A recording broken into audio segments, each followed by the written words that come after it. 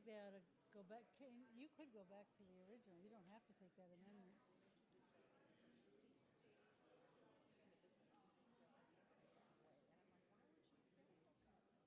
Yeah. Yeah.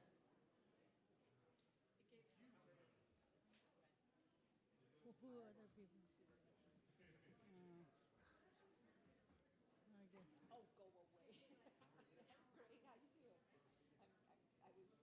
I was a real grumpy person because my jet lag hit this at 2:41 this morning, and I'm just sitting straight up in bed. This is post grumpy. She's not grumpy. I looked at my husband and I said, "Don't look at me." And he's like, "Okay, gonna be one of those days." Stop. You and the dog will be in the dog. That was monosyllabic. When did you fly in? Late Saturday night, but it was my jet lag never hits until about the third or fourth day for some reason. I don't know why. So I've been able to sleep fine up until it was like. Yesterday I was a mess.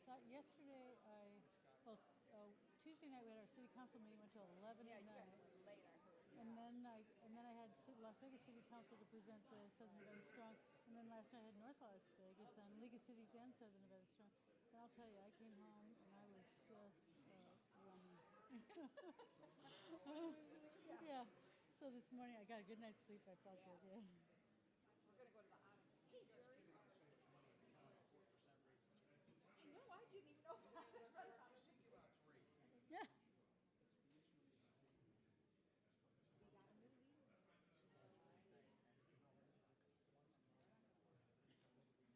Who's that? County employees are new president. You won't bang that? SEIU?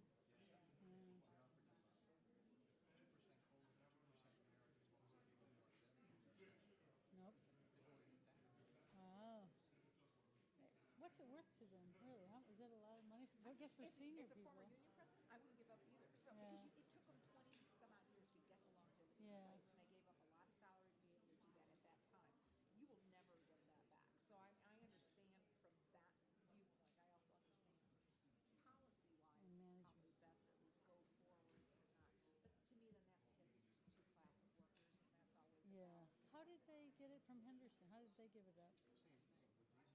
Paid them. Oh. That's why they're so much higher compared to everybody else. They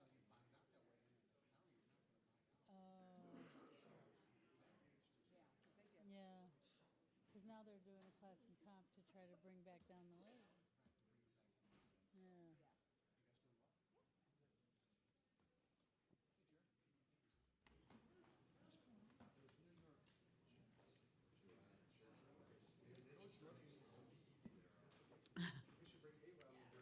Yeah. Careful, Ted. Your mic is on for some reason, even though your button is. Yeah.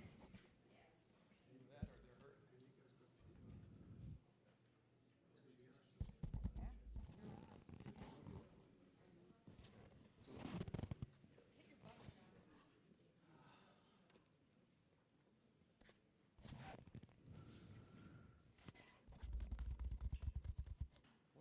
I guess it's voice activated. Once you start talking, then it seems to pick up. Test. Yeah. Hey, people in the sound box. Can someone come down? And maybe that's what we were picking up. Yeah. Hey, wait, that's where I sit. So they were bugging my mic yesterday. I hate conspiracy theories.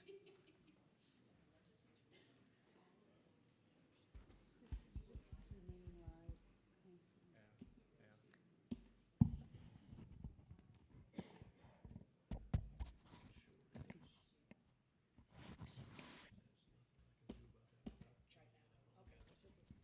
I'll just be. Say everything. Deborah, they would like that for me. You should have put me in that chair. Thank you. They were hearing yesterday, Larry. Yeah, then.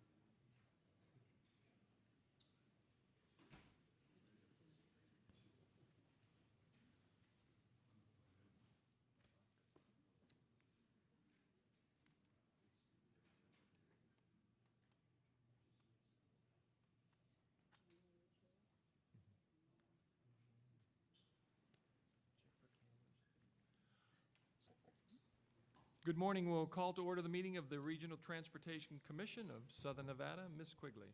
Thank you, Mr. Chairman, members of the commission. Your first item is to call the meeting to order. Your agenda is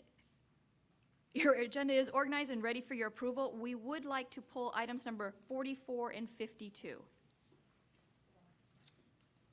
My motion would be to adopt the agenda with taking 44 and 52 off consent. There's a motion on the floor. All those in favor signify by saying aye. Aye. Opposed? Motion carries. Item number 2 is to receive the general manager's report. We have a couple of good items to share with you. First, we'd like to announce our Superstar of the Quarter. Our awardee is being recognized for their utmost professionalism, patience, and understanding when assisting our customers through our customer service department. Over the past 6 years, she has displayed her ability to assist customers in a helpful, professional, and courteous manner, which has raised the bar for excellence. She has received 14 customer compliments in the last year alone and has been awarded several internal Superstar Awards regarding her paratransit customer service. These achievements are proof of her goal to make each customer experience a positive one. Please help me honor our Superstar of the Quarter from our Customer Service Department, Regina Bird.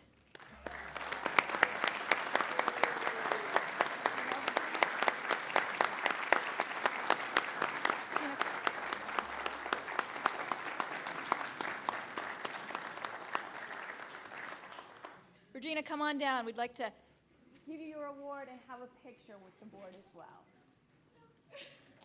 Come on around.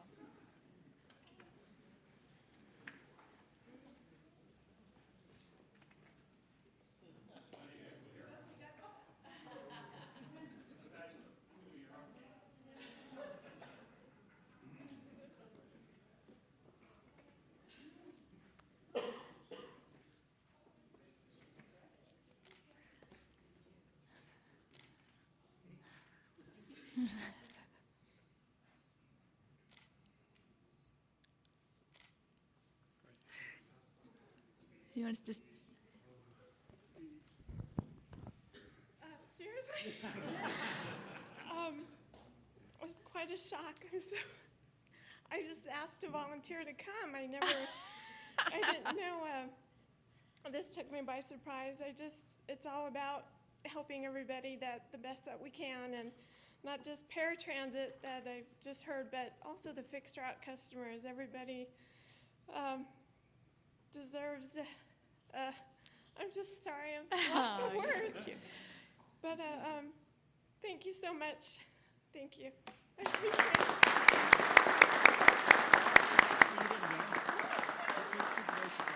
Congratulations. Good job, Tina. Regina, when she first started, she was actually worked for a contractor with our security company. She was the big, scary security guard at the front desk of the RTC, so you can see. She scared them off with niceness. We're done. Oh, wait, we have one more. Okay. We also want to share a really great story. We have to recognize a Keolis operator, Rudy Patino. Recently began his career in Las Vegas. Oh, actually not recently. Began his career in Las Vegas in November of 1992, starting with ATC Vancom, transitioning to Veolia, and finally setting in with his newest employer, Keolis of Transit America. But we want to tell you about him is that on July 23rd, he spotted an unaccompanied 2-year-old wandering onto Las Vegas Boulevard. He reported the incident to the BOC after exiting the coach and preventing the minor from wandering onto the roadway. Metro was also dispatched to the location. The child was in good spirits with no visible injuries or abuse or neglect. Metro had located the father a couple hours later, who too had been looking for his child. And we'd like to recognize Mr. Patino for his quick thinking and calm demeanor during this emotionally charged incident. His professionalism was second to none while making all the right decisions and communicating accurate information. So if we could have him come down, we have him with us.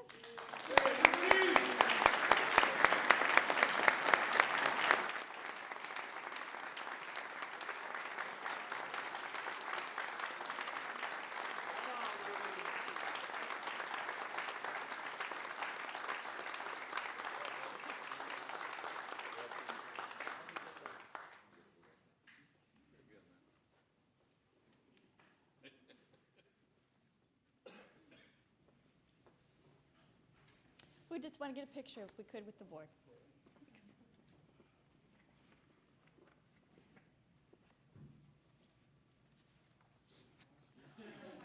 Oh, is Rudy not here? Rudy's not here? Rudy Malfa? Oh, shit, he's not.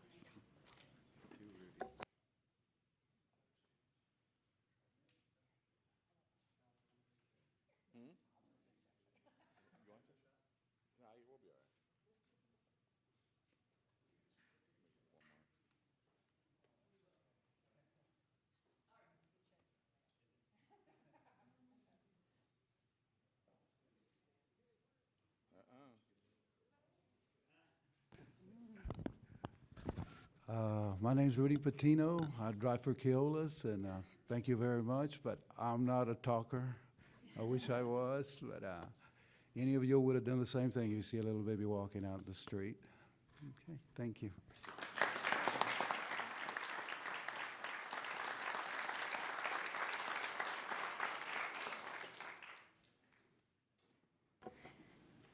And that concludes your general manager's report.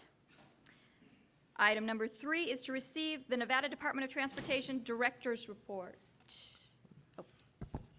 Back of the house, could you come back to the podium when you get a chance? Back of the house to the podium. Okay. Oh, okay, gotcha. Okay. Oh, gosh. Well, I'll go ahead and give you a report for you. Do you want to take my seat? There, this one works. Today, we're going to have a couple of quick presentations from our project managers for Project Neon, but I wanted to say a few things first. Currently, Congress has before them a couple of versions of the spending bills for transportation, which is also mixed in with housing and urban development funding. But they have a limited amount of time before the end of the federal fiscal year to deal with these issues with establishing the budget. So we don't think that they're going to finish on time. We think that there'll be a continuing resolution. One of the things that I wanted to mention that's different between the two versions in the House and the Senate bills is the Senate is supporting the program, which the RTC has submitted an application for, the Tiger Grant program, which is up to the Secretary of Transportation to distribute nationally.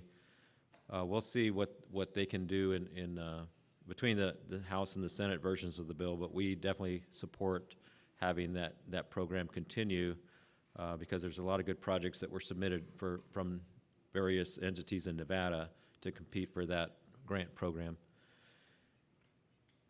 The other thing to mention is we've had our as Cole Mortensen and Tony Lorenzi, our project managers, will approach the dais there. They can get ready their presentations on their projects.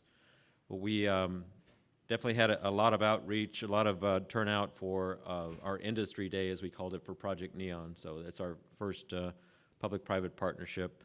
We've been doing our briefings to interim finance committee members because we're going to do a combination of bond funding and private financing for this project delivery. And it's going well with those members. We're about halfway through, I'd say, with the IFC committee members. We've done 3 briefings and with several more scheduled. A lot of good questions from the IFC members, and we're hopeful that they'll be supportive of the project and the investment of several hundreds of millions of dollars in Southern Nevada for a great construction project. Cole, why don't you go ahead and cover the Project Neon briefing?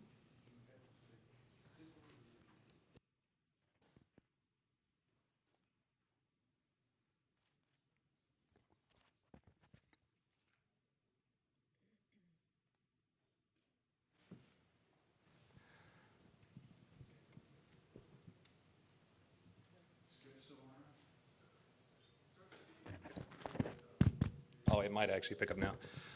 For the record, I'm Cole Mortensen. I'm the project manager for Project Neon, and we actually do have a few slides to go with this presentation. Perfect. Okay, as Director Malfabon has mentioned, we're in the process of our procurement for the private-public partnership for Project Neon. Just a real quick overview of the project once again. It's the stretch of road here from on the I-15 from Sahara to the Spaghetti Bowl. Major components of that are going to include the connection of the US 95 HOV lanes to the I-15 express lanes through the Spaghetti Bowl there. That's going to add a lot of utility to that HOV system and actually encourage better usage of that. Along with that viaduct, we're actually going to be providing a first of its kind interchange for the HOV system that'll actually allow those HOV users to exit the system directly from the median, which is going to reduce all of those weaving movements that we see now when they're trying to exit on the right side of the freeway. So we'll have that direct access HOV interchange that'll allow local access both to and from the HOV system that'll access directly onto Western Avenue.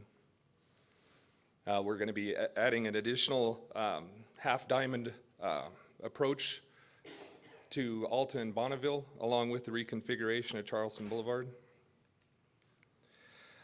Current right-of-way status for phase one of the project as we move forward. We've got about 71 of the parcels that we have needed for phase one of the project under acquisition. We're still in negotiations and in condemnation for the remaining parcels.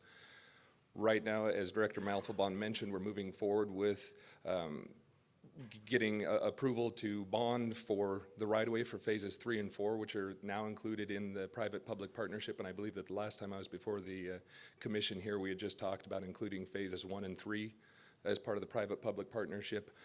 Earlier this year, as part of the additional analysis we were performing during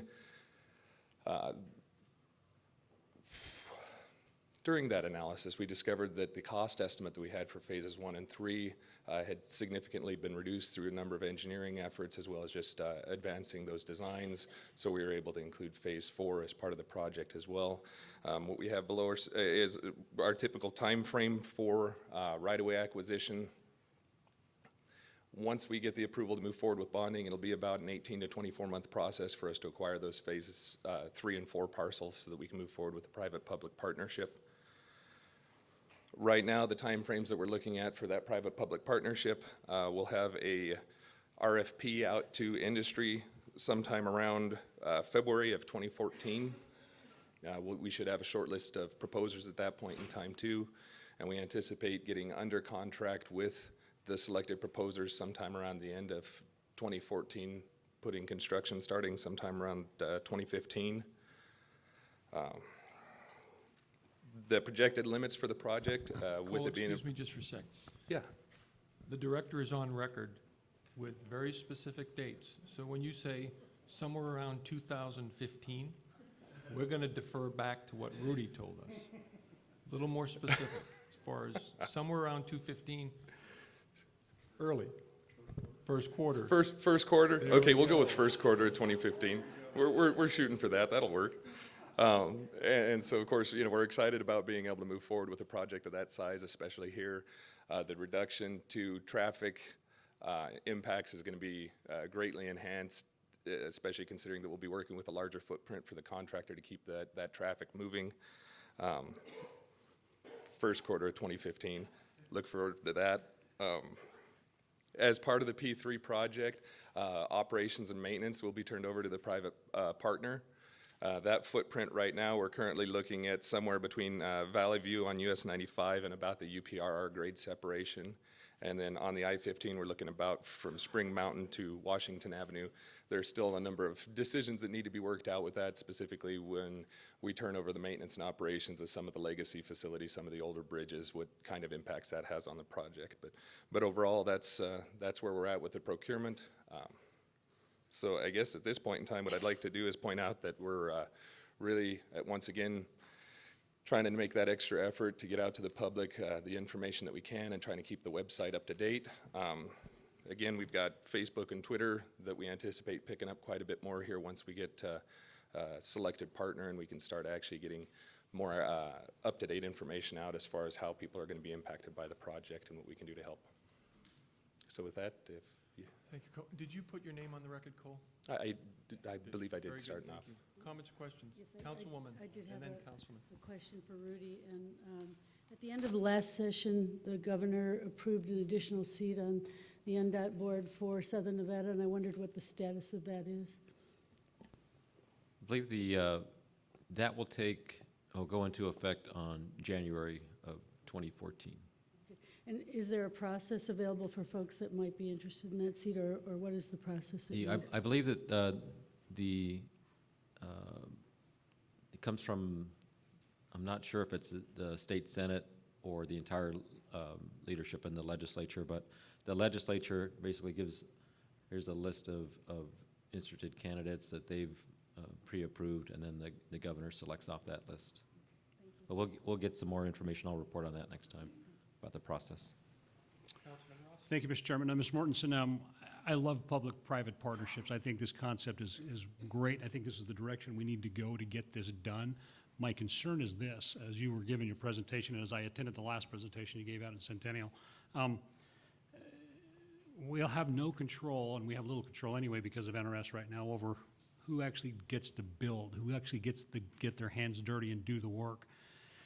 Are there any mechanisms that you can think of, or Director Montalban can think of, that will ensure local employers, local suppliers, local vendors gets this work? I mean, I'd hate to see an out-of-state contractor come into our state, get awarded this massive project or phases of this project, and our tax dollars leave the state. That's what I'm concerned about happening.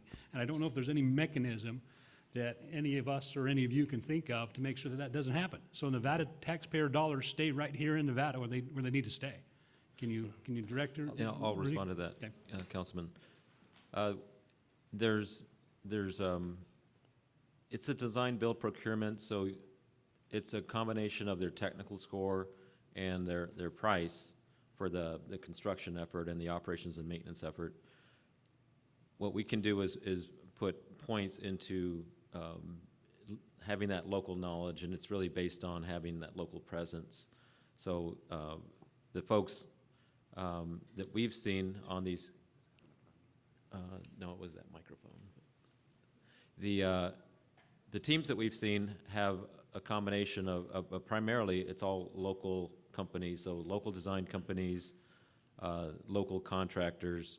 One of the teams did have an Arizona contractor on their team, but they had a larger, one of our typical prime contractors that does bridge building and heavy highway construction in our state, also present on their team.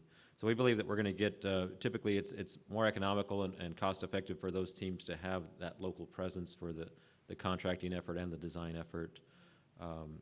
But it's really up to us to determine, put some points to that so that they can get more credit by having that local presence. Mr. Chair.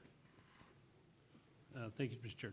Director, then, so will you do that then? Actually, because engineering firms, architecture firms, all of these businesses that have been so impacted by this recession, they're hungry. They're hungry for work. Not to mention the guys who are just waiting to go back to work and put tools back in their hands.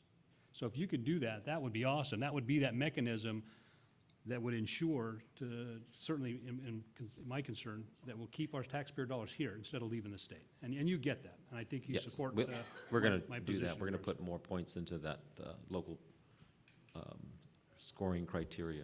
Thank you. And just a word, Mr. Chair, if I can. Director, you and I haven't had this conversation, but Mr. Mortensen here and I have worked together for quite some time now on issues out, certainly dealing with the 215-95 interchange. I just want you to know what a class act you've got going there, and you've got some great team members underneath you, so good job. Thank you. Thank you. I appreciate the compliment. Commissioner G? Thank you. Good to see you again. Remind me is the Wholesome Loft in that little business section impacted by this phase? We are going to be changing their access as part of this phase. Okay, and they paid for that, I think, in the city, and I know that the businesses had a concern about that. Has that been resolved about how folks will still get into their property?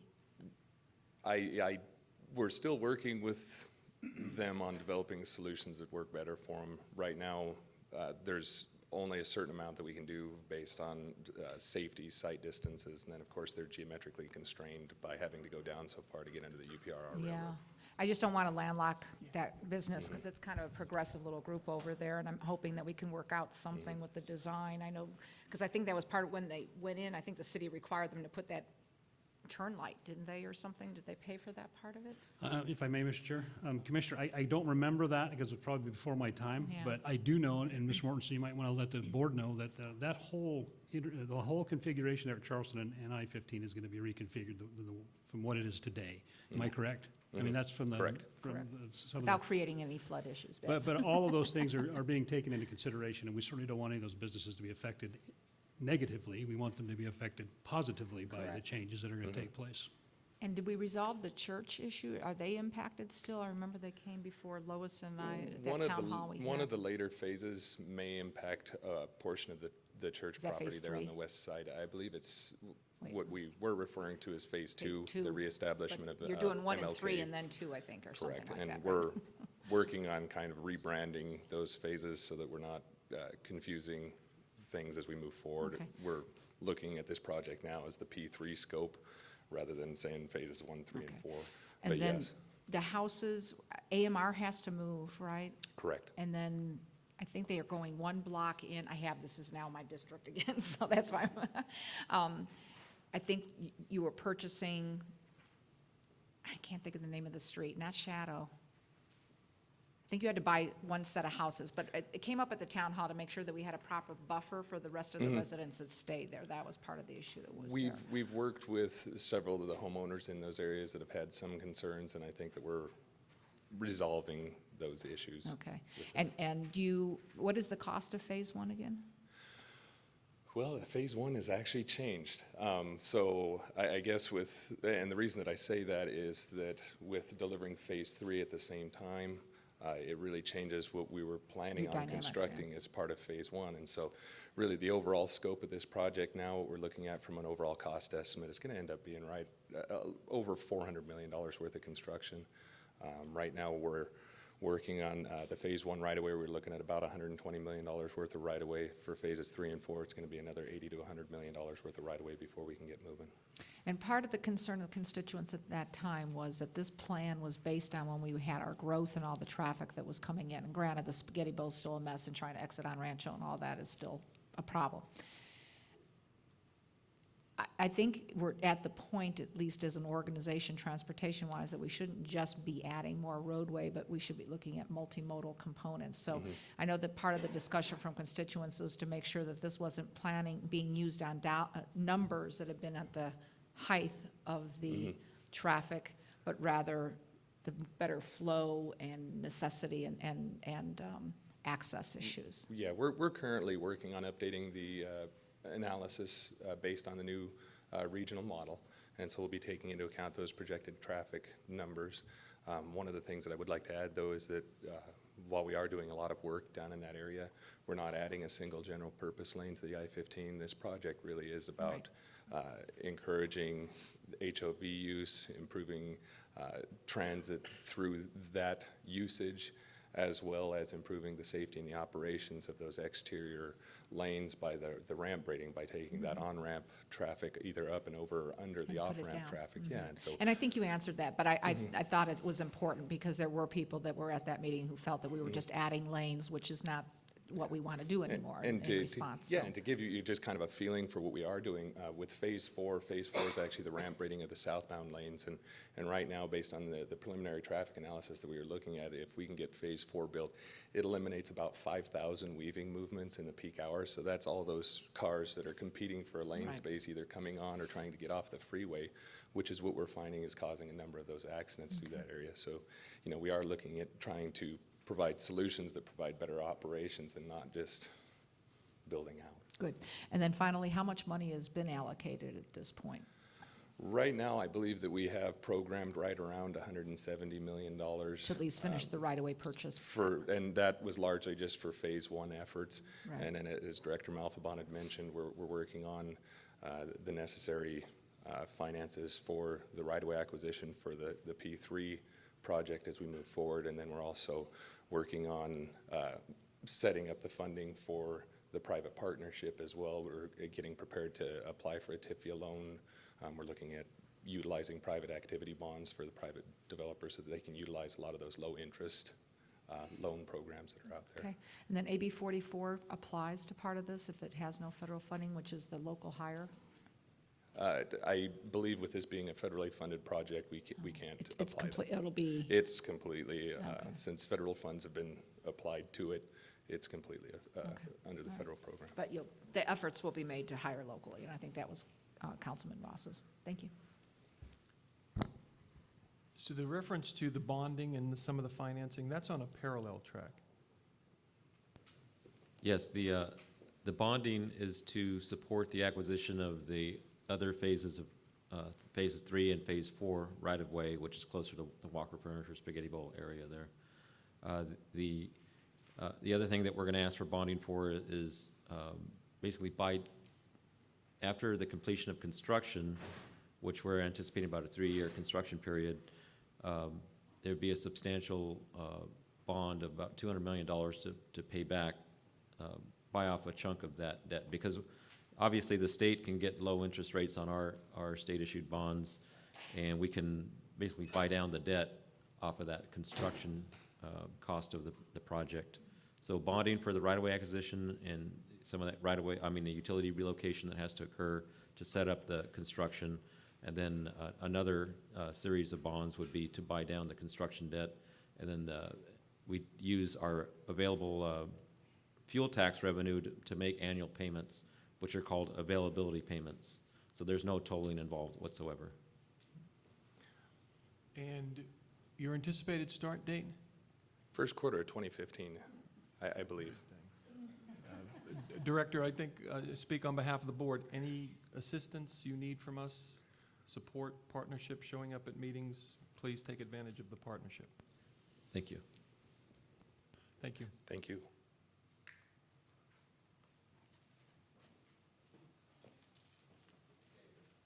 Yeah, our next project manager is going to give you a status report on the future I-11, Boulder City Bypass Phase 1 is NDOT's project.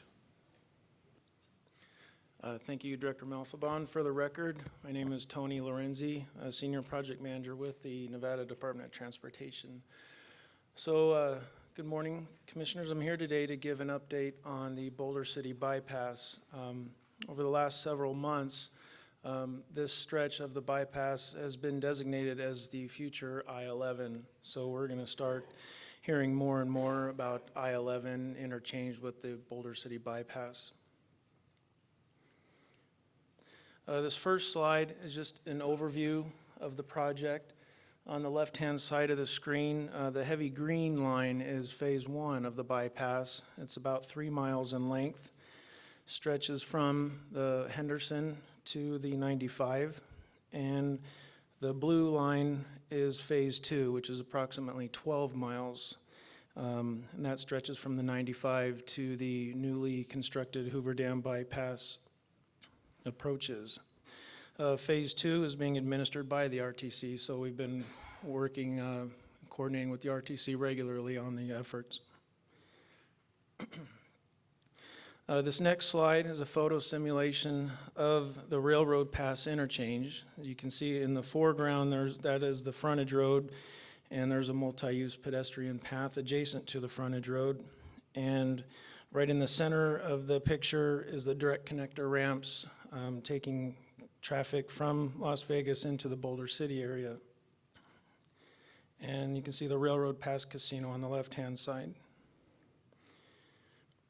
This next slide I inserted just to brief you on last year. We completed an emergency widening contract for US 93.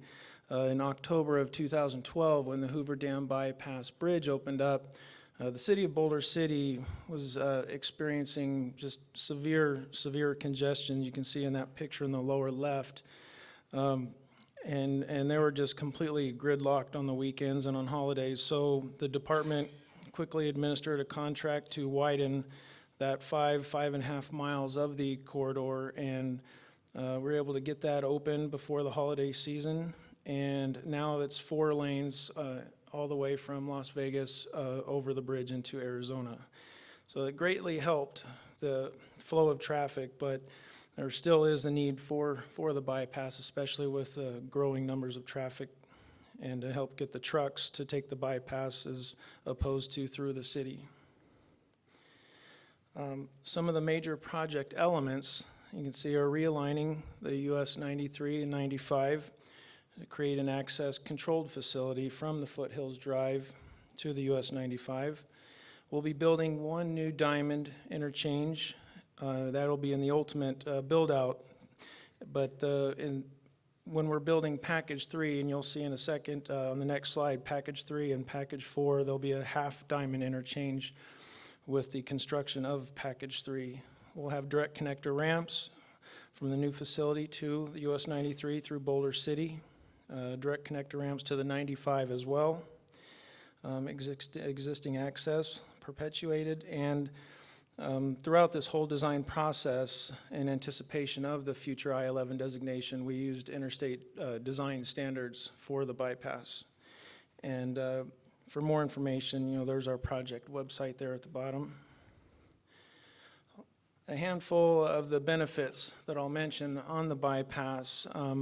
The biggest benefit of phase 1 of the Boulder City bypass is improving safety.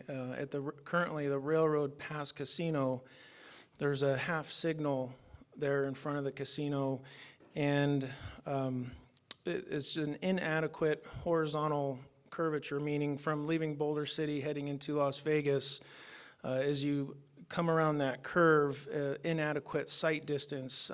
So it's just a dangerous intersection, doesn't give the traffic enough time to visually see the signal and take the appropriate measures.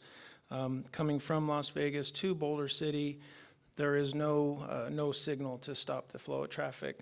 So ideally, we'd like to pull the highway away from that, eliminate the half signal, and improve the safety. The next benefit is improving truck operations from the 93 and the 95, especially the peak trips to and from Boulder City, Las Vegas. On the weekends, they still do get a little bit of the backing up, but this will greatly help the peak trip flow. It'll improve the local circulation via the frontage road. The frontage road will stretch all the way from the Henderson to the Railroad Pass interchange on the west side of the alignment. It'll reduce truck traffic through Boulder City, and it will complete the initial bypass phase. Here's the overall project that I mentioned. Each of the construction packages are labeled. Package 1 isn't necessarily a construction package, that's just the right-of-way acquisitions. We're currently about 75% complete with the acquisitions. We just have a few parcels to complete the condemnation process.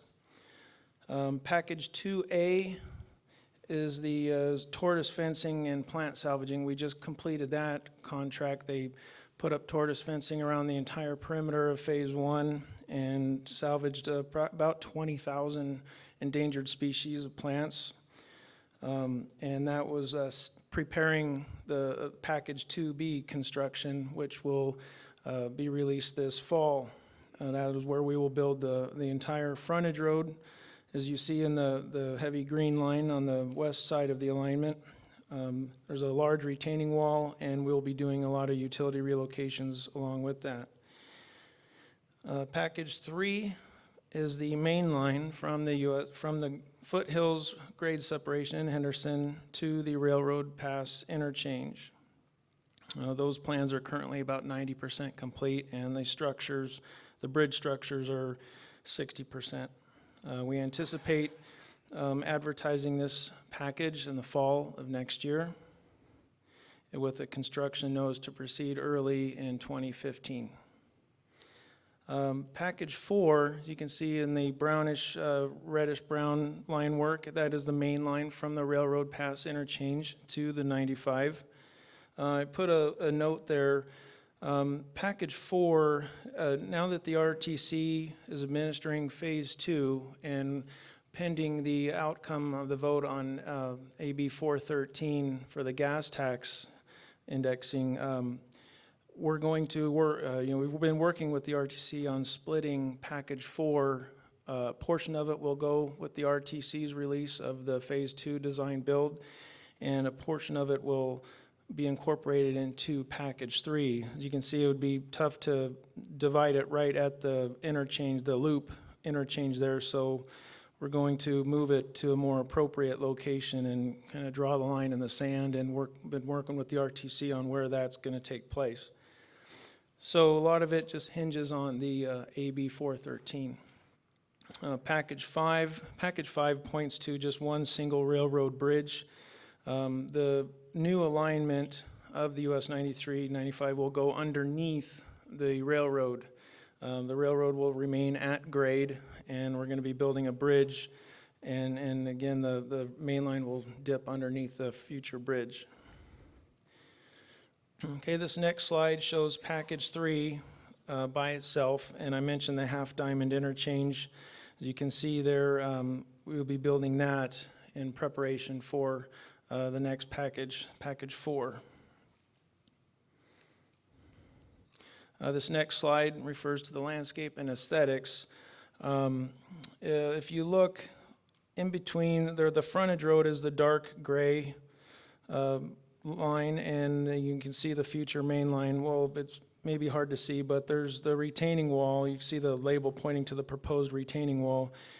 It's a substantially large wall, about 12 to 1,400 feet in length, about 28 feet tall. So that wall was built to the frontage road is elevated about 25 to 28 feet above the main line. So this next slide shows the aesthetics for the retaining wall. And through the process of selecting this, they chose a really neat theme, the 31ers migration, all the workers going out down to the dam during the construction of Hoover Dam. So you can see on the bottom that penstock pipe, everything is, that's to scale, so you can get a sense of how large those really are. So the landscape architect did a great job, and that wall's gonna look really neat. Okay, what's next? As I mentioned, NDOT will continue to move forward on the completion of phase 1. Package 3, that's could be changing. The timing of package 3 could be changing depending on the outcome of the AB 413 and the RTC's efforts. And we will adjust our schedule as necessary to move that forward. We'll be maintaining our current coordination efforts with the FHWA and the RTC for delivery of phase 2. And in anticipation of passage of SB 413, the RTC and NDOT would announce the official plan for delivery and timing of phase 2. RTC and NDOT will be maintaining our stakeholder coordination, and we've also continued the ongoing coordination discussions for the I-11 corridor in conjunction with Arizona's DOT. Okay, there's our project website for general project information, and if you need any additional information or questions, that's my contact information. I'd like to open up for questions. Thank you. Questions, Councilwoman? Councilman? This is an important project of regional significance for Southern Nevada. The economic opportunities that this will bring are truly significant across the valley. What would, assuming that the indexing were to pass, and we're hoping it does, what is your timing for actually getting construction? I mean, do you actually have a? Okay, right now, we, as I mentioned, package 2B is going to be released this fall, regardless of the bill. Right now, package 3 is scheduled to be released in the year 2016. If AB 413 passes, then we're prepared to deliver that and speed that up and deliver that in the fall of next year. So in conjunction with RTC and phase 2, they would not get ahead of us, and it'd be phase 2 built before phase 1. We would make sure that everything is built together in conjunction, and the timing would be appropriate.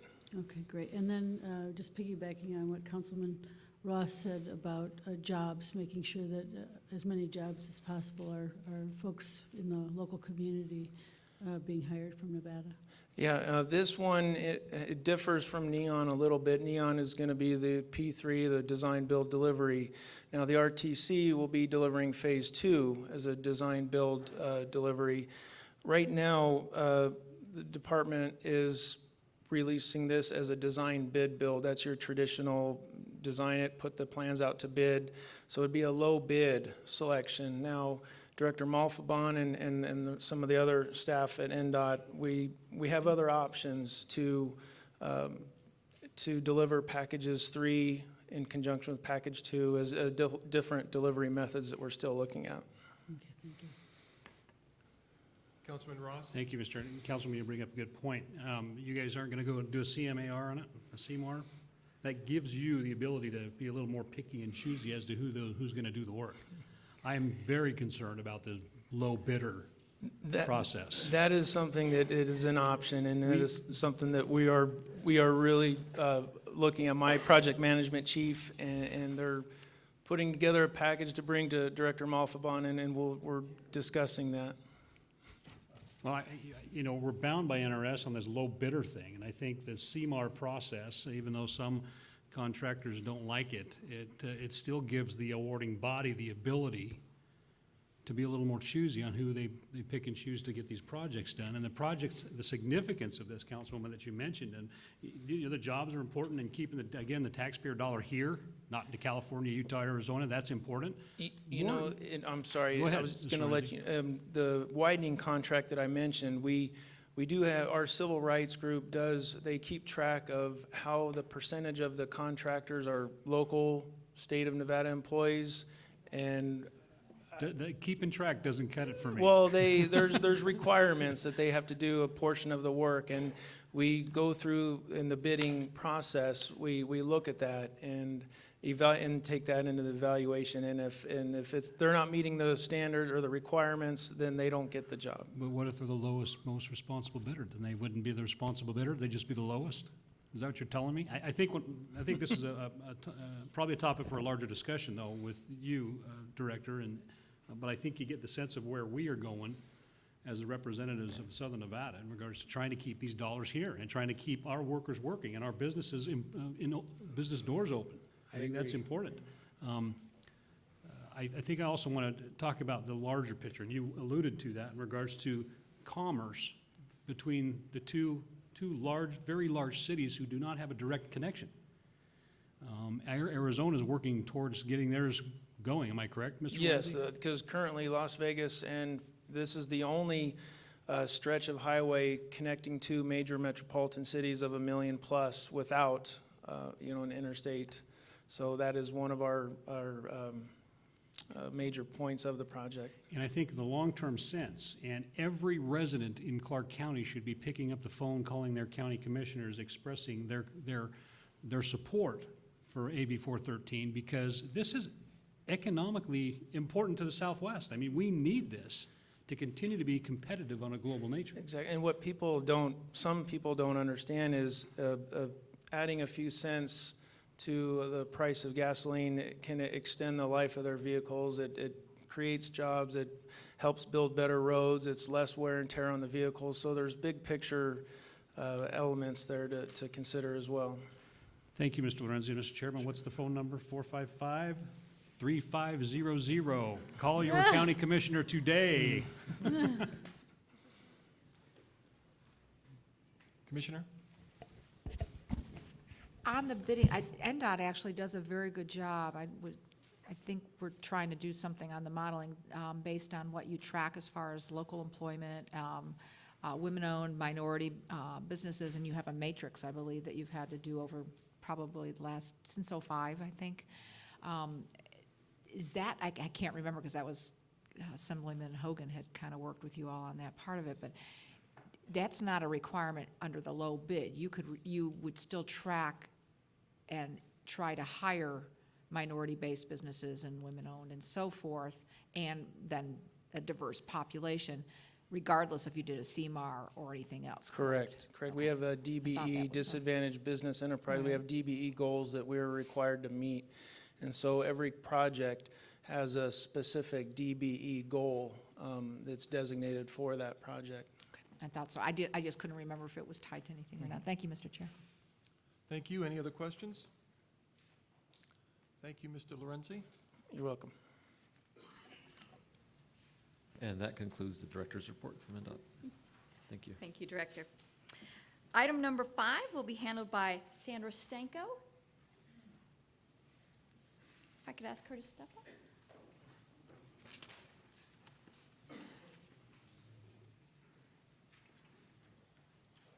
Oh, actually, sorry. You need to do citizen participation first. Mistake. Item number 4 is to conduct your first citizens participation period. Wow. Little tiny oversight there, little tiny. This is our first public comment period, allowing those that wish to address a specific agenda item posted today. Now is your opportunity. Our first one on item number 50, Wayne Fritz, is it? It is. Good morning, Chairman Brown, members of the commission. For those of you that don't know me, my name is Wayne Fritz. I'm the MV Transportation Manager at the IBMF. I wanted to take a couple of minutes to let the board know that recently the RTC staff invited industry contractors to participate and invited feedback on the upcoming Paratransit RFP and how positive we believe that process is and how much we appreciate being included in the process. This kind of open, transparent process is a reminder of what a great relationship the RTC has with its contractors, and we're very happy to be a part of that. Thank you very much for that process, and thanks to staff. Thank you, Mr. Fritz.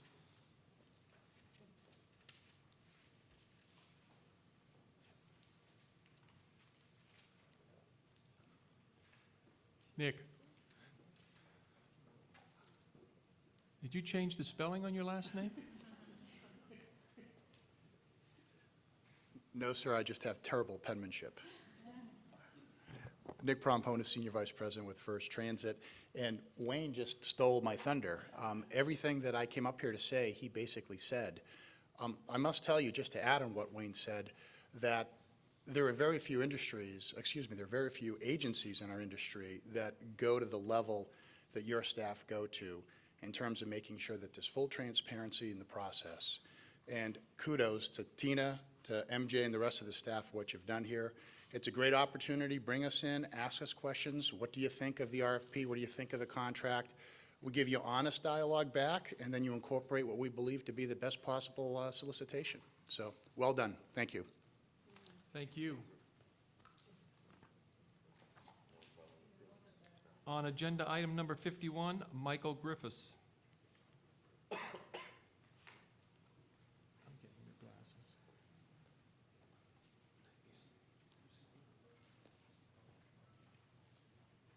Chairman Brown, Commissioners, good morning. I'm Michael Griffiths. I'm the President and Chief Executive Officer for Keolis Transit America. And it's going to sound like an echo here, but we too feel like the process that you have gone through for the procurement of your paratransit services, inviting industry comment, is unique in the industry. And it will also benefit you and your passengers here to have this kind of input. Your staff was very professional, open, honest with us, and we did the same with them. So we just really appreciated being invited to that, and thank you very much. Thank you. Fran Smith on agenda item number 5.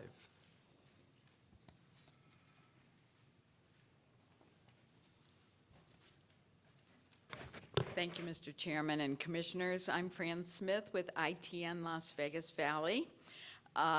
We are addressing item number 5, where we anticipate that you will be approving the next round of federal grants for us under the new designation of 5310. I want to thank you in advance for 2 grants. One will help cover the overhead for us to continue to operate our growing and high-demand senior and paratransit service. The second will offer us support to expand geographically. Our plan was to start moving west along the 215 corridor, and due to popular demand expressed at the public hearing, we will actually be working our way into Summerlin to help meet some of the demand in Sun City, Summerlin, which lies outside the RTC service area. And we will be happily expanding the other programs that we participate in with the RTC. Thank you.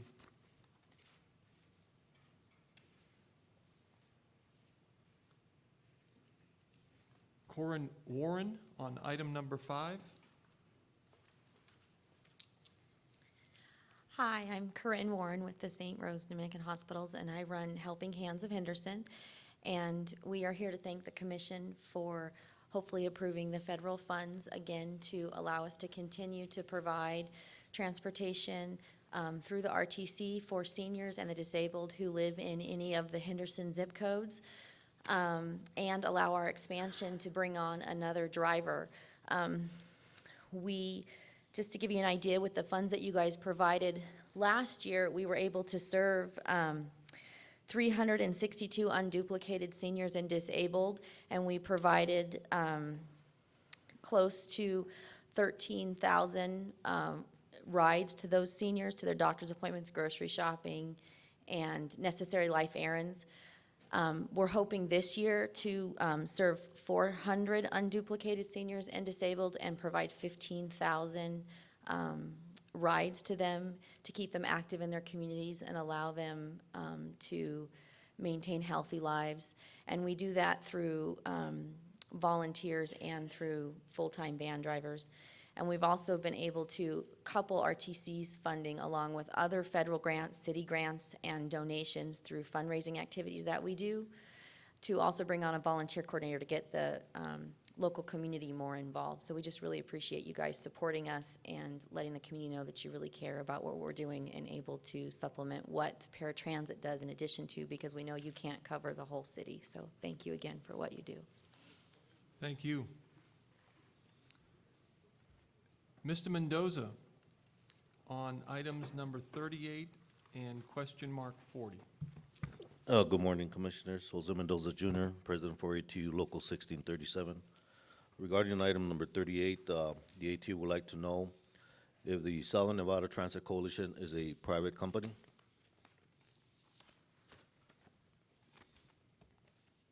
And continue. What's the answer, Chairman? What was the question? The Southern Nevada Transit Coalition, is it a private company? Okay. We'll answer that. And please continue. Well, our question is, we want to know if it is. Is that all you want to do? No, during there's some your more 3 minutes? questions to Well, this. Okay, and the other one is, there are 13C protection under this agreement. And will this agreement have any impact on the current fixed route that we cover, which is the DVX? And also, if Southern Nevada Transit Coalition is a private company, why is there not an RFP? Mr. Chairman, Hold on. And those are your 3 questions pertaining to items? Actually, 4. 4. Very good. Thank you. Staff? And Chairman I Brown. guess to council, this is a public comment period. I'm not sure if it's appropriate to get into dialogue or question and answers. Mr. Chairman, I think we will meet with Mr. Mendoza and happily answer his questions after this session and I go think through that's each and every fair. one of them. Okay, yeah, the reason why we bring up this issue is because based on the fact that previously, whoever this company is, they took the 401 and now apparently has the HDX. We don't want more companies coming in and taking our work. As per item 40, Was that on just 38? that was on 38. Well, you're getting And now I got another- item 40. Who's running the clock? He's getting another 3 minutes. This is short. All right. Per item 40, is this agreement going to have any impact to the current fixed routes that MV or Keolis operate? That's a question. Okay. Item 40. And also the question is there a 13C protection under this agreement? And hopefully we get some straight answers. Thank you. Thank you, Mr. Mendoza, and staff will make sure we get all of those questions answered. Anyone else wishing to speak on a specific agenda item? Okay, we'll close this portion of public comment and remind everyone at the end of the meeting, there's our second public comment period.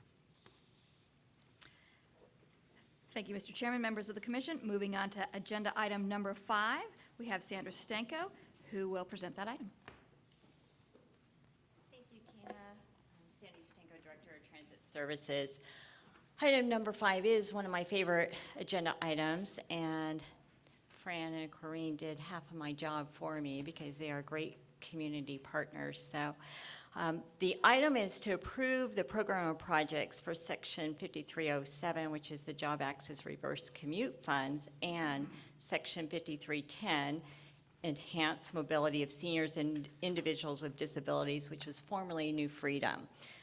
They changed the name, made it a little more complicated, but I still will probably refer to it as New Freedom. We received 17 applications for Section 5310 grants that totaled $1,233,764, and 7 Section 5307 applications for a total funding request of $800,000. The list of projects included in your backup depicts continuation of all previously funded programs and 2 new partners, Blind Center Nevada and West Care Nevada.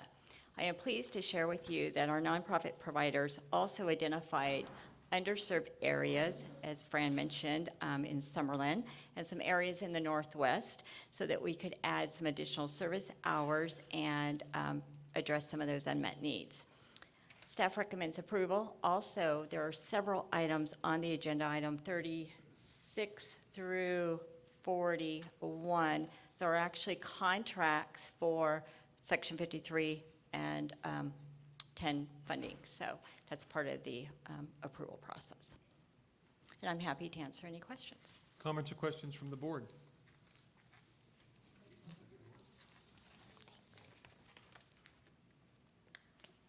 So staff recommends approval.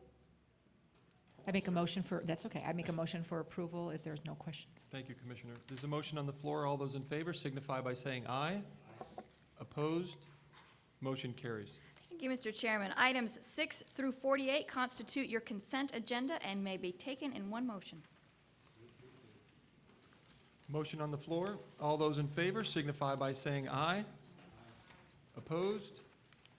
And that motion carries.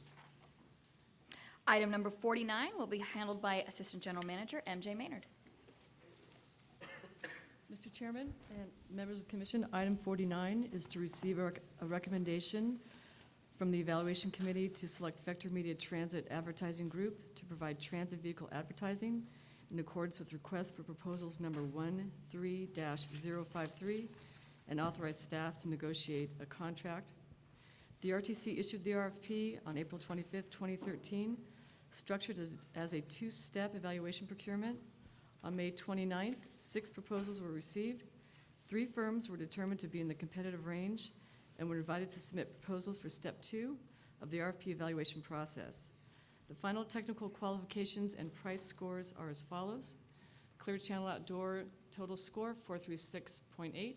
Lamar Transit Advertising, total score 492.9.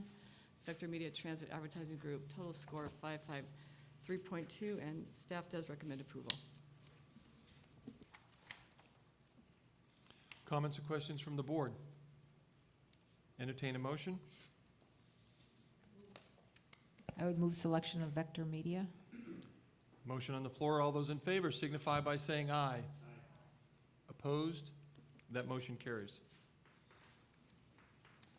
Thank you, Mr. Chairman, members of the commission. Items number 50 and 51 will be handled in one presentation, and again, MJ Maynard will introduce that. That's correct. Mr. Chairman, we will be seeking your approval to take items 50 and 51 in one motion.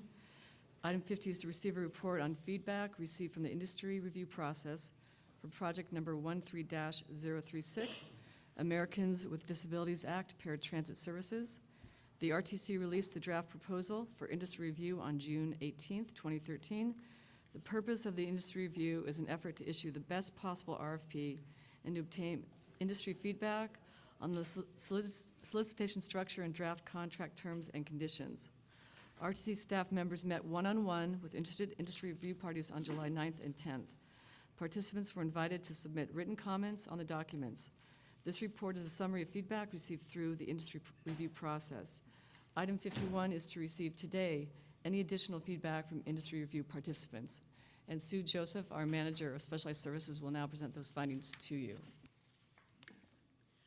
Thank you, commissioners. Thank you, MJ, for the introduction, but for the record, my name is Sue. Are we good? Okay. We'll try this. Is this working? No? Sue, Wait, yeah. Sue, go back to the first mic and see if it picks it up once you start speaking. Okay. For the record, my name is Sue Joseph, manager of specialized services. Can you pull it closer? You want to bring it closer? Okay, I'll lean in a little bit. So I'm reporting on the industry review that was completed by the RTC in July.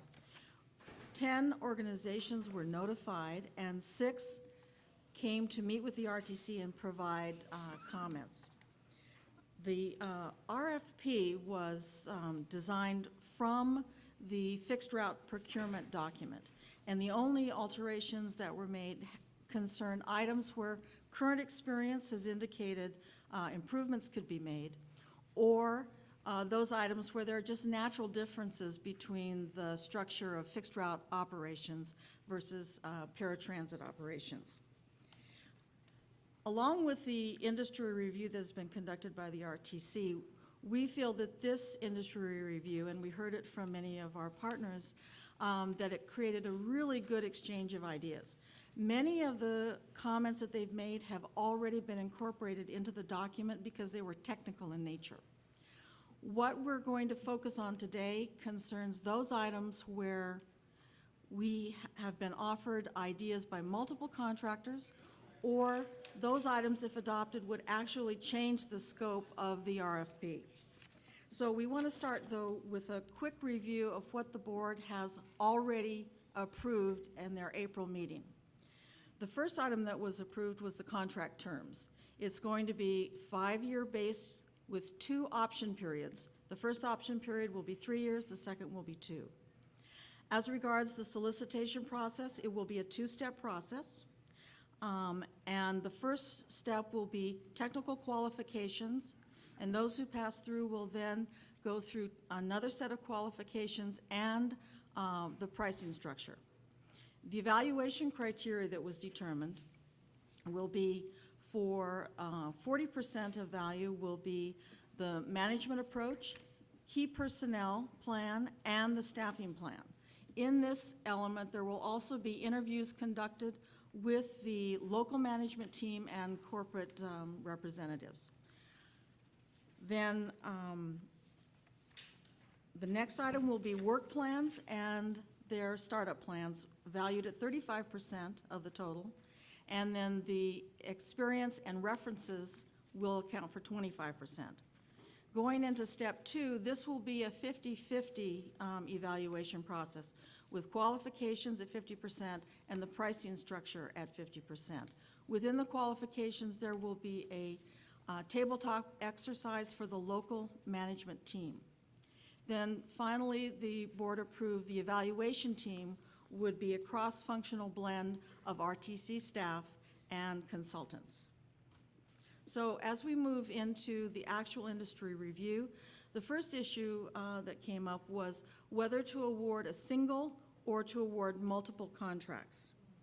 The statement that developed out of this was, consider providing an option to split the procurement into 2 lots and allow for management team synergies.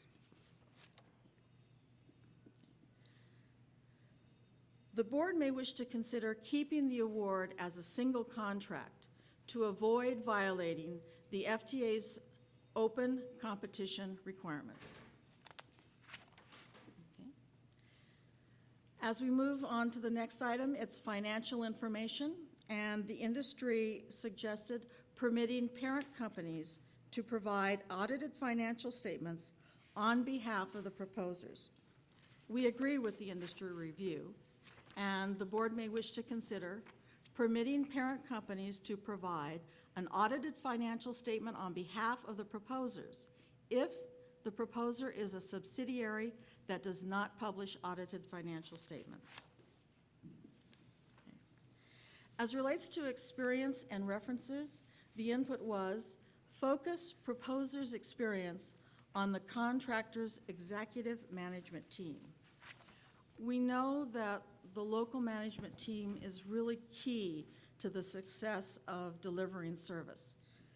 So we would like the board to consider increasing the requirement of the local management team's previous experience to operations of ADA paratransit services in projects of 150 vehicles or more, and in combination with corporate experience of demand response projects of at least 50 vehicles. Moving to personnel, the industry input is request RTC provide specific staffing numbers and/or provide standards for staffing levels. Pertaining to this item, RTC is looking for experts who win the contract to provide efficient and effective staffing levels that provide quality service. So the board may wish to consider maintaining the current RFP requirements to have proposers determine the appropriate level of staffing.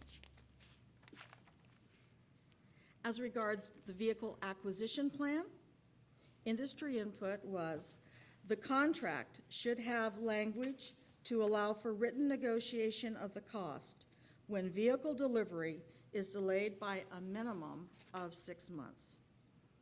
The board may wish to consider leaving the current definition of vehicle acquisition plan to a 12-month delay period.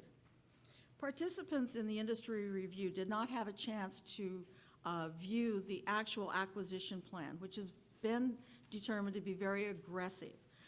We will cover this during the pre-proposal meetings with the contractors to give them more of an understanding of our commitment to meeting this plan.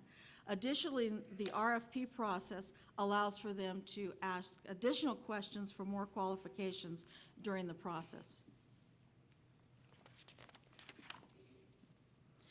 For scheduling requirements, participants expressed concerns regarding a potential conflict between RTC's scheduling activities and the productivity requirements of the contract, including passenger trips per service hour.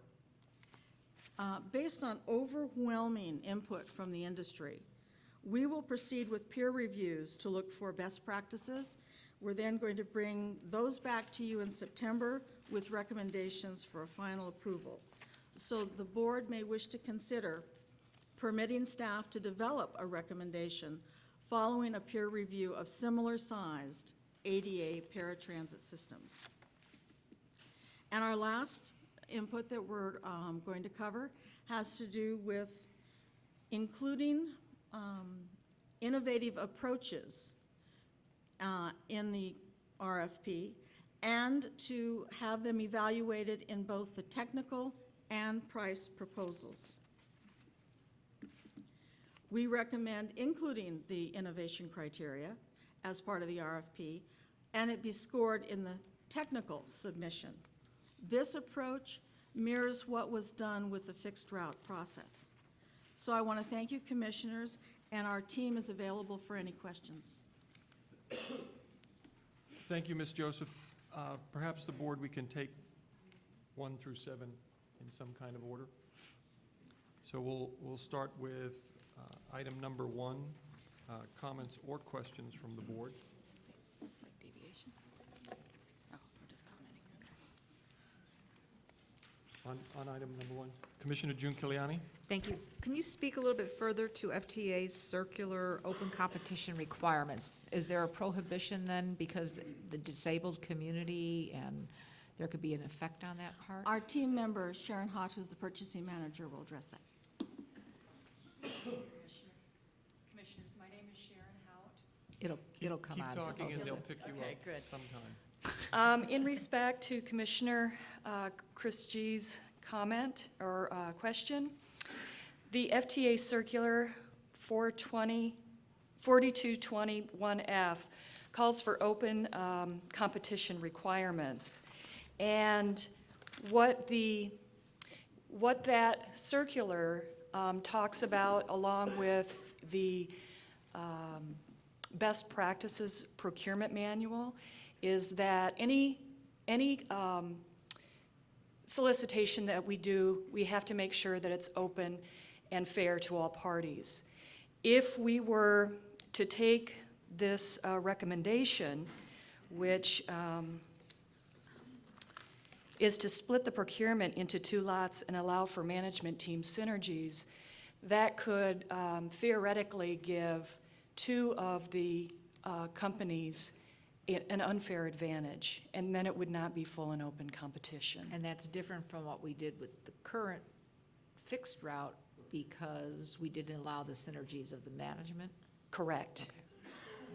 Correct. That's the key. Okay.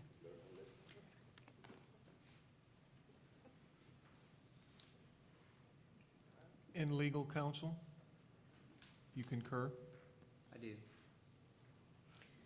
So basically what they're talking about is that the incumbents won't be allowed any competitive advantage by using their existing staff or existing resources to also manage the paratransit. Per the FTA, just to create a clean slate, fair playing field, everybody has to assume that they're a startup and no synergies. Good. Item number 2 on the financial information.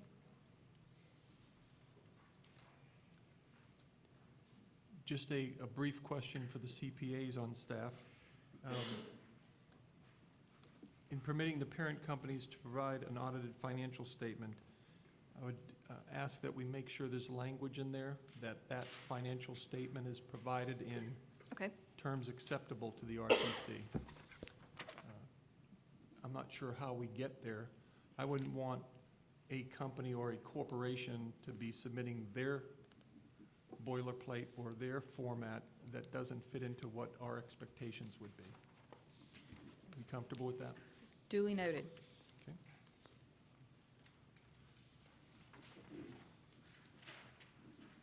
Experience and references. Commissioner Giunciliani? Thank you. I'm just curious why 150 versus 50. What are those numbers tied to that you're looking at on projects of the vehicles? Certainly, Commissioner. What that had to do with was, over the last several years, many of the companies have changed in structure. And so what you have is you have multinational companies that have a great deal of experience, but it's not all directly related to ADA service, because ADA is only within the United States. Right. So what we did was, since we've already determined, and we've mentioned this during the presentation, that the local management team is so key, we upped the level. They were 100 and 100, okay? So we upped the level of ADA demand response direct experience that is required in the local management team.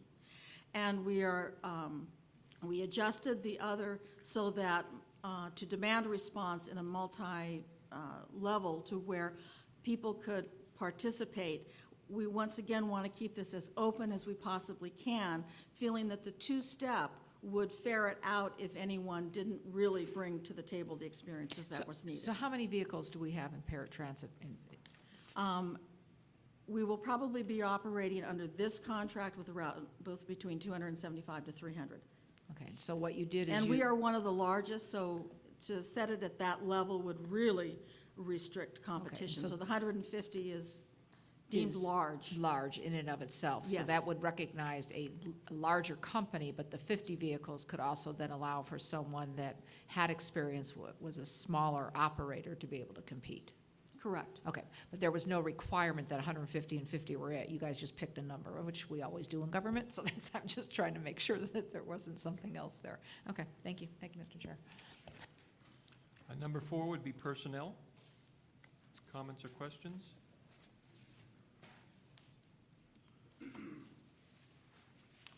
Commissioner June Kiliani? This one, you're a little bit different from the industry input, and they asked for actual specific staffing numbers, and we're suggesting maintaining the current requirement for them to do that. So give me a little more rationale on that. OJ, you want to handle that one? Similar with the fixed route contract, if we were to mandate the exact number of staff, provided that you will usually realize a higher cost for the contractor, we're looking to the experts to come back with the most efficient and effective proposal for some cost savings. And part of the cost savings with splitting the fixed route, we saw that. They asked for the same thing. We said, no, come back to us with recommendations, and as a result, we realized the savings. Would it ever make sense to put not less than a certain amount for maintenance, for example, or some things along those lines, where you want to make sure that there's at least a minimum threshold they should Well, hit? for maintenance, we definitely, we step in and we required a certain skill level, that sort of thing, so that we take a step further with the vehicle maintenance. And Okay, it's so that's in a different. separate area. Yes. What about training? This is very, very key. When you're dealing with paratransit, ADA, disabled community, I think there's a different threshold of training that needs to come into play for the staff, for them as well as for their clients. And so how do you de-escalate if you have a mentally ill individual, you know, those types of things. That's why in the second step, the customer service approach is going to be a 50% of the element. And it's going to be, we have been very specific in the RFP about the training requirements. And that is, like I said, why we're moving all of that into step 2. So And- this will be pretty heavily weighted. I know that I had talked with the current union that provides paratransit, and they had added an issue with training. And we found that there really wasn't any organizationally support for folks. Does the school district, or could they participate in some way as an adjunct for doing some training with, we have, you know, you can't tie a kid up, you can't put them, I mean, there's different things on how you de-escalate situations that maybe we could reach out to them, whoever's selected, to come up with some kind of creating a program for the drivers. I think it helps the clients, but it really does help the drivers, because if you don't, it's not fair to them if you know, well, I teach special ed, so I know what the kids could be capable, or the young adults would be capable of doing. Then, so the customer service is very key, because I have several. And that includes the training and the approach to the drivers with the customers. Complaint system, I mean, other than Sandy always having to take calls as well, we should really make sure that we've got the right kind of support system for the client base. A good example was one that a young woman was in her wheelchair, and somehow the scheduling was wrong, and she sat on the corner on Charleston and Maine or wherever it was at. It was a couple of years back.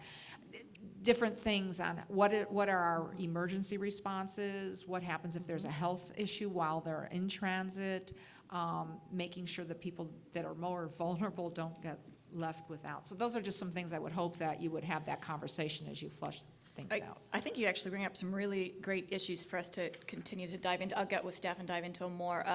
And appreciate it. This is exactly the type of feedback that we need to be getting right now, because what we'll do is take this stuff and formulate it into one final recommendation that we'll bring back to you next month. So, yeah, if you've got anything else that you want us to consider, let us know. What's Buckley's group called? Legal Services of Southern Nevada. They keep changing the name. I think they also have a training program they did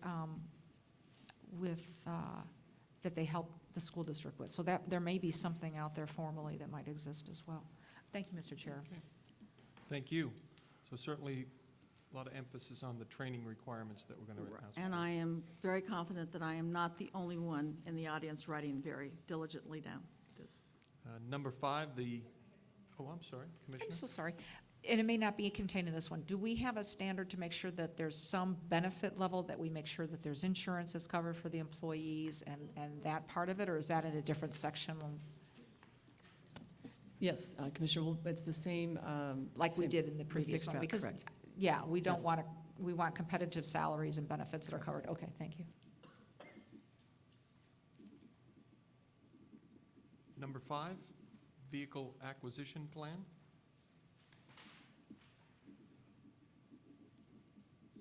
Number 6, on scheduling requirements. Commissioner June Kiliani?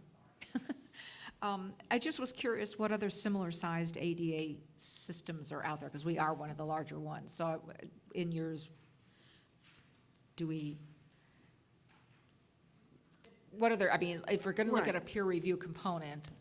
Yeah, go ahead. So, yeah, for this recommendation that we're actually, we heard from the industry and we agree with them, and one of the things we want to do is reach out to our peer-sized agencies to learn how they're dealing with this. But so you want to address who the peers are that you'll be reaching out to? Certainly, there are a number of them out there, and we're even looking at larger properties. We don't have to, I mean, there are. You're not stuck with just that? Right, Okay. right. We are looking at larger properties as well, WMATA. We're looking at TriMet in Portland. We're looking at Seattle. We're looking at Austin.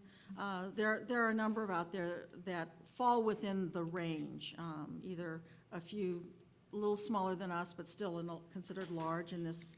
There's so many properties that are well under 100 bus, so anything that gets over that 100, 150 level is considered large. So there, we have a number of them that we're looking at. Okay, and then the scheduling activities, they have concerns, and that, it's very different to have to schedule for a disabled population, I'm assuming, because you're going to have work, you're going to have more medical, probably, deliveries. With the nonprofits that we just approved, do we seek out from them, because they may do things a little bit differently, because they're smaller, but there may be things that could translate into a larger, on how they schedule the seniors, because, and not that seniors are disabled, but there may be some components that might have some similarities there. We certainly can do that.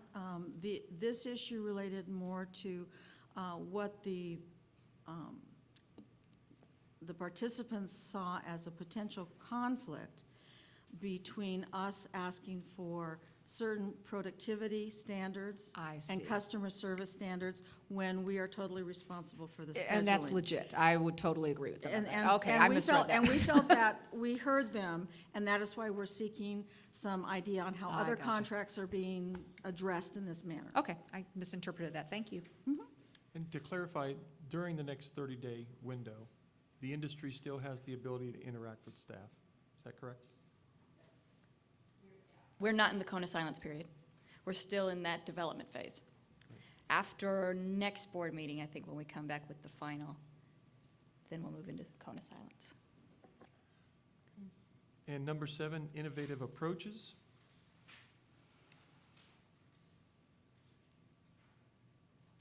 I had a question, and this came up on our last fixed route. So the industry indicated that they would like to see innovation in both the technical and the price proposals. We're recommending just as the technical submission. Yes, and I'm going to have our team member, Sandy Stanko, address this issue. Yes, Sandy Stanko, Director of Transit Services. Just like the fixed route procurement, we wanted to make sure that if they were going to bring ideas, that they had a track record of success as it relates to the evaluation. We wanted to include it in the technical score, not in the final step 2 score. Some of the ideas for innovation on the paratransit side, I know on the fixed route side, we had a lot of revenue sharing ideas. On the paratransit side, a lot of the suggestions would be dedicated, non-dedicated vehicles. Maybe they're going to bring in some vehicles to do work during non-peak hours. A lot of providers look at taxi, contracting with a taxi provider. So those are some of the things. We're looking at cost savings, we're looking at service quality. So if they have some suggestions on what they think they can do and bring to improve. Scheduling software, many of them have their own systems. We use Trapeze. If they bring forth an idea, we want to definitely encourage them to do that.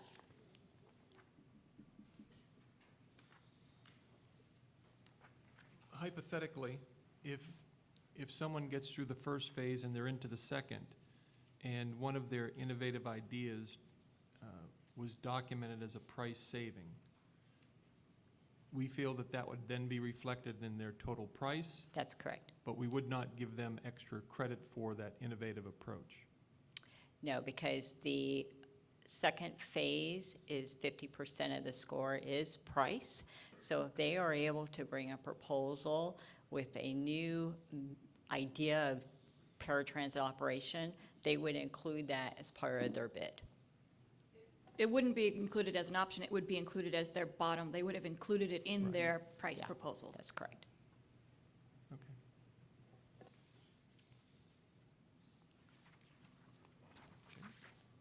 No other comments or questions? Then with those, board may wish to consider items along with the comments and amendments made, suggestions made by the board. I will entertain a motion on items 50 and 51. Move to accept the report and the direction given, or what do you need as far as a motion? Yeah. Receive the report and direct staff accordingly. Okay, how about that? Okay. And That's that my motion is on the floor for item 50 and 51. All those in favor signify by saying aye. Opposed? Motion carries.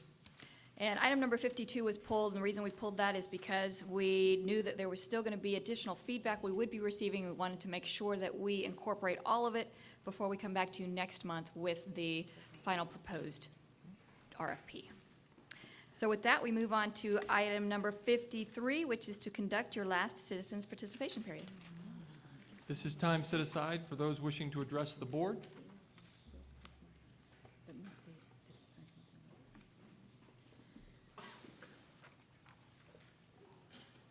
Mr. Fred Jeffrey.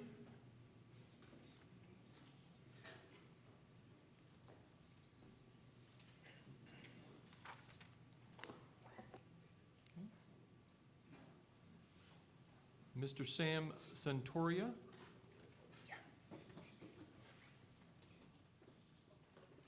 Good morning. Good morning. My name's Sam Santoria, Vice President ATU Local 1637.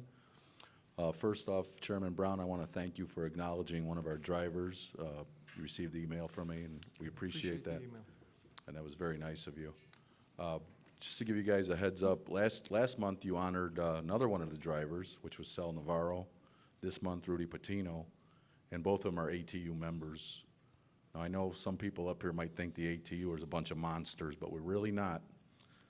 We might say what's on our mind a lot, but also Councilman Ross mentioned too about sending money from Nevada to outside agencies, and we're all with you on that one. What I think we should do is maybe make the bus drivers public employees. And there's ways to do that. And the best thing to do would be to actually talk to the ATU. I see the RTC's been involved in transit now for 20 years, and the ATU's been around since 1892. So when it comes to that, I think we know what's going on. Also, another thing that bothers me is fatigue that the drivers are being forced to work their days off to fill bus routes. That's bad enough, but last week you had 8 drivers take 8 different buses onto the Mirage property to pick up dignitaries to take them over to Springs Preserve for a cocktail party. I think that should go to a charter bus company, because they're not allowed to pick up people on the strip, just like we shouldn't be picking up their passengers. And the fact that you use 8 drivers to do that work and then force other people to work their days off, that's really not good. Most major accidents in transportation are caused by fatigue, and you see them happening all over the world. The drivers are overworked to try to make a paycheck. And I'm just hoping that maybe the board members will get a little bit involved in this and try to put a stop to it. That's all I'm asking. Thank you. Thank you. Ms. Anderson.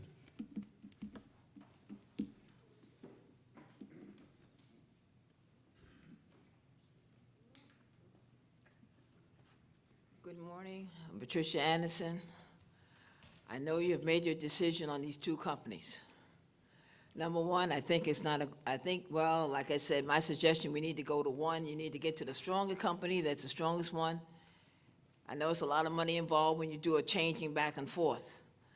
Like you said before, they need more recovery time. It's not fair for these drivers. One driver told me he was working 14 days because they didn't have, they were short of drivers.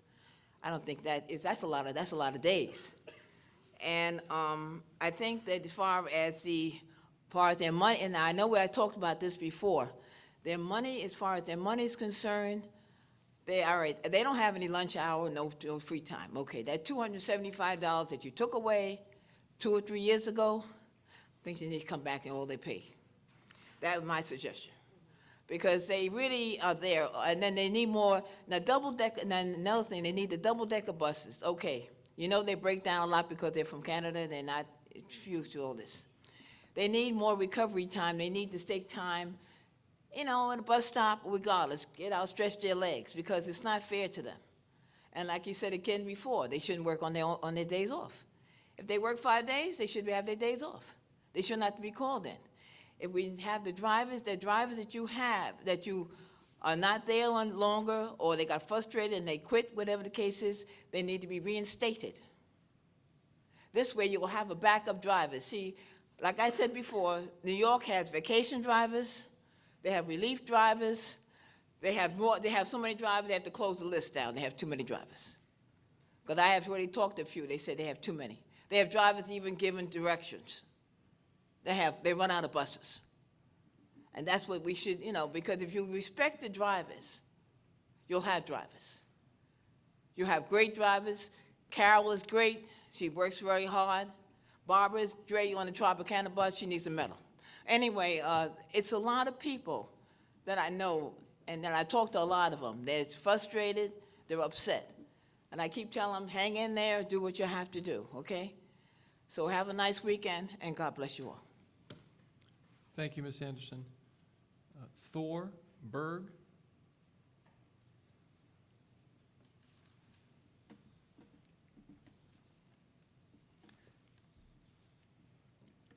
And Mr. Jeffrey. Last one, and I do apologize, perhaps on item number 51 during the public comment period. If the industry representatives here wish to speak on that item, I should have made that available. You're welcome. Understanding that the next 30 days, you certainly are encouraged to continue the interaction with staff. But if anybody did want to speak to either of the item, we certainly would entertain those comments during the public comment period. Mr. Mendoza? Okay, Jose Mendoza, ATU representative, president for ATU 1637. At this time, we would like to file this formal complaint with the RTC commissioners in the way that we've been treated. So let me give you a letter that we have drafted for you guys. And I will read it. I will read it to you guys. Okay. And could you also, Mr. Mendoza, submit one for the public record? Sure. If you have an extra. Thank you. And I do want to make a comment that I feel sorry for those paratransit employees who are going to be split. But anyway, regarding our position. No, what was your comment? I don't think we picked it up. No, that I just feel sorry for the paratransit employees that apparently they're going to be dealing with some split contractors. But we are fed up and we're tired, so we decided to draft this letter to the commissioners and the RTC staff to know how we've been treated. At this time, ATU Local 1613 would like to state the following as a formal complaint. First, the past 3 years, ATU has been complaining to the RTC that it was not in the interest of the bargaining unit employees and public riders to split the yards into two different companies. You, the commissioners, do not care about the ATU's concern and approve the RTC staff's recommendation to split the system. Second, ATU has been complaining to the RTC commissioners about the selective representation that RTC staff has allowed them to continue negotiating a CBA with the SEIU, and yet ATU Local 1637 is ignored. By the commissioners' actions, you have established a double standard public policy. ATU Local 1637 continues to assert that the RTC commissioners and the RTC staff are treating the ATU bargaining unit employees as second-class citizens who reside in Clark County. Third, before the recent takeover of both companies of July 7, 2013, RTC staff blamed the ATU for the disruption of service on June 8th and 9th. That was a false allegation. ATU was only trying to assist that the RFP for the incoming contractors would be satisfied for change of service that the RTC had already publicly advertised to the public for July 7th route and fare changes. Fourth, ATU now has to negotiate with two companies wherein ATU sees that there will be pay discrepancies per each yard and possible disruption in service.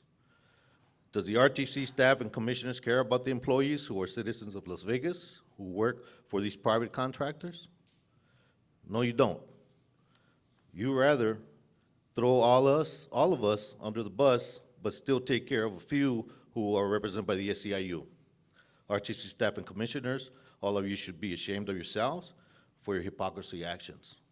In closing, there is a lot more to say about your actions, commissioners. But to make a long story short, ATU Local 1637 can conclude that the highly well-paid white-collar RTC staff who presents their decisions to the all-white RTC commissioners are not sensitive to the complaints of the minorities, Las Vegas citizens, and you commissioners have supported the RTC decisions. Stop the hypocrisy. And look at yourselves, commissioners. There is no minority commissioner on your board to support our complaints or even to ask for an investigation to the actions of the highly well-paid RTC staff. I see the commissioners and the RTC staff as racist bigots with no feelings to our bargaining unit employees and the poor souls who ride the bus. And that being said, we don't appreciate MV trying to throw us out of one of the yards. Thank you. Thank you. Is there anyone else wishing to speak to the board? Seeing and hearing no one?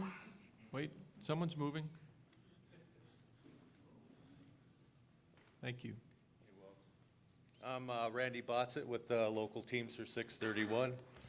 I just wanted to make some comment on item 50 and 51, on number 4 and number 6, because I believe the staffing and personnel level and your trips per hour and the service hours are going to affect each other. And as Chris G. did state, I believe you should have a minimum of staffing level, because with the RFP that comes out, basically when you put that figure in there, a union's going to hold and abide by them labor numbers, period. So when we have conflict with forced work and anything to as such, you guys should probably think about that, bringing that up in this RFP. So, and basically, just to touch back, Mr. Ross, about your keeping the local labor in Nevada on these projects, I totally agree with that. So, and that's all I got to say. And the representatives from that local are also Yeah, yes, part we of the really interaction? appreciate it. Yeah, Teamsters did participate in the industry review. It actually helped us craft some of the recommendations that we've brought back to you today. Very good. Anyone else wishing to speak to the board? Seeing and hearing no one, thank you very much. This meeting is adjourned. Welcome.